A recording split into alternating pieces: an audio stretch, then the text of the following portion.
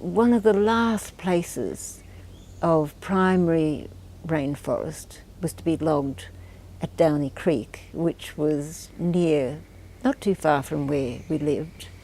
And I thought, God, this is just, it has to stop.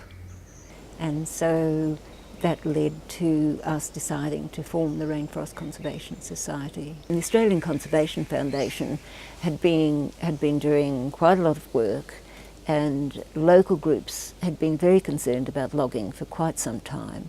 They were very active, so that we came in at a time when people were already working towards protecting, stopping the logging. There was a light touch thing in our day, which was growing, though it was obviously had an inevitability about it was going to grow in influence. Because it looked as though we were not going to get anywhere with persuading the Queensland government to protect this area, we saw that the Commonwealth had powers to step in. You tend to look for where one door fails to open, you look elsewhere. We interacted very closely and strongly with Barry Cohen, who was the Federal Minister for Environment at the time. He had the idea that maybe he could persuade the Queensland government if he threw a lot of money at it.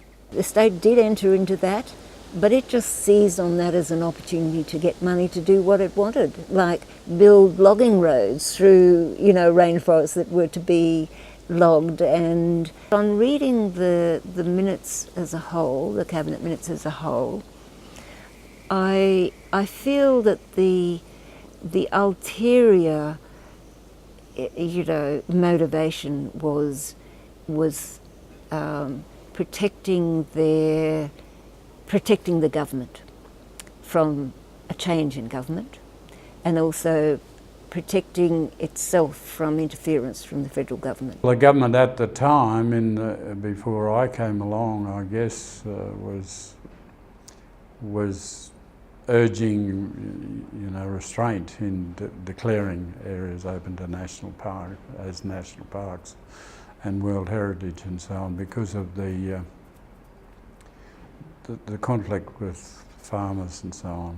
We were actually formally commissioned to evaluate the World Heritage values of the wet tropics. To qualify for World Heritage, you have to be able to compare areas with any others in the rest of the world that might be similar. So you have to have a global search for information about similar properties to make accurate comparisons. So they were compiling all the literature that was relevant, contacting international scientists for assistance with reviewing the work that we did or providing information.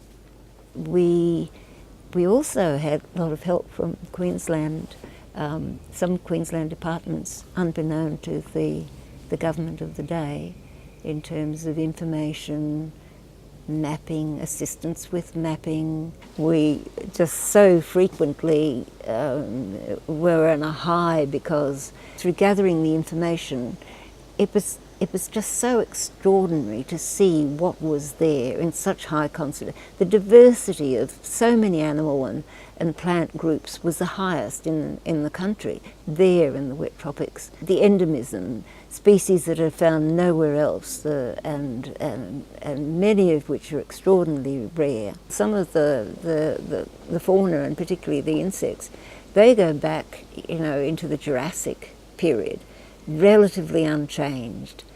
So in that process, comparing that area to the other contenders such as New Caledonia and Madagascar, it just became so clear that this was an area of absolute exceptional value and diversity and importance.